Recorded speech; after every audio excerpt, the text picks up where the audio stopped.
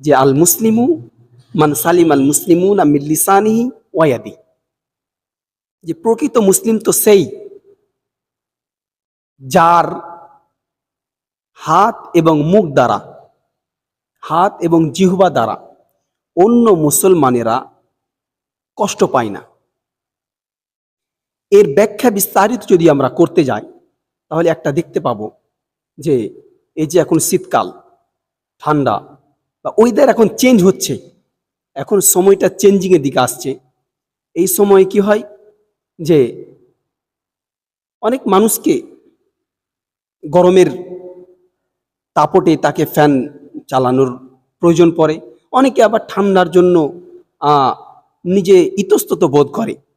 আর এক্ষেত্রে মুসল্লিদের মধ্যে বিভ্রান্তি সৃষ্টি হয়, অনেকে আবার সালাতে আসতেও চায় না এইরকম মতভেদ নিয়ে।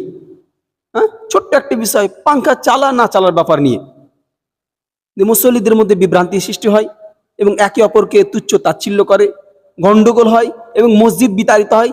এর জন্যই বা এরকম ছোটখাটো বিষয় নিয়ে বিভিন্ন জায়গাতে মসজিদগুলো আলাদা হয়ে গেছে, পৃথক হয়েছে, ভাগ ভাগ হয়ে গেছে। এমনকি যে সমস্ত ওয়াক্তিয়া মসজিদগুলো সেইগুলোকে জুমা করে নিয়ে এই ছোট ছোট কারণেই বুঝতে হবে যে আমি আপনি যদি প্রকৃত মুসলিম হতে চাই তাহলে আমার হাত এবং জিহ্বা দ্বারা অন্য মুসলমান যাতে ওর কষ্ট না পায়।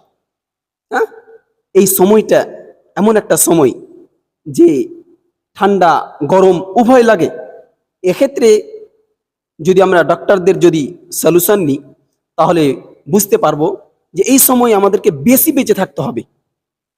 এ থেকে 1 মাস পূর্বের কথা যদি বলা হয়, গত 1 মাস আগে, সে সময় আমরা বিভিন্ন যারা কৃষক মাঠে ঘাটে কাজ করেছে, বৃষ্টির পানিতে ভিজেছে, জলে নেমে থেকেছে ঘন্টার ঘন্টা, একবেলা দুবেলা, তবুও তার কোনো অসুবিধা হয়নি, কেননা সেই সময়টা আলাদা ছিল। কিন্তু এই সময়ে যে ওয়েদারটা আমাদের চেঞ্জ হচ্ছে, সময়টা চেঞ্জ হচ্ছে, কখনো গরম আবার কখনো ঠান্ডা, কখন ঘেমে যাই আবার কখনো ঠান্ডা লাগে। এই সিচুয়েশন আমাদেরকে উচিত হবে যে অন্য ভাইকে সাহায্য করা। কাউকে যদি ঠান্ডা লেগে থাকে তাহলে আমার আপনার মুসলিম হওয়ার নাতে উচিত হবে যে ফ্যানগুলোকে কিছুটা গরম সহ্য করেও তাকে যাতে কষ্ট না দিই। গরম সহ্য করে আমি আপনি কিন্তু অসুস্থ হব না, অসুখে পড়বো না। কিন্তু কেউ যদি ঠান্ডা লেগে থাকে, কাউকে অসুখ হয়ে থাকে, তার উপরে আবার আমরা যদি পাংখা চালাই তাহলে তাকে কষ্ট দেওয়া হলো, সে অসুস্থ হয়ে গেল। একটি গরম সহ্য করে হলেও আমাদেরকে এইগুলো বুঝতে হবে এবং অপর মুসলমানকে কষ্ট দেওয়া তাকে বেঁচে থাকতে হবে। এই ছিল কয়েকটি কথা। আল্লাহ পাক রব্বুল আলামিনের কাছে দোয়া করি, হে আল্লাহ, আমরা যাতে করে এই ছোটখাটো বিষয়গুলোকে আমরা মূল্যায়ন করি এবং এইগুলোকে আমরা মেনে চলি। আল্লাহ তাবারক ওয়া তাআলার কাছে দোয়া করি। আকুলু কওলি হাদা ওয়া আস্তাগফিরুল্লাহ লি ওয়া লাকুম ওয়া লিসাইরিল মুসলিমিন। আসসালামু আলাইকুম ওয়া রাহমাতুল্লাহ।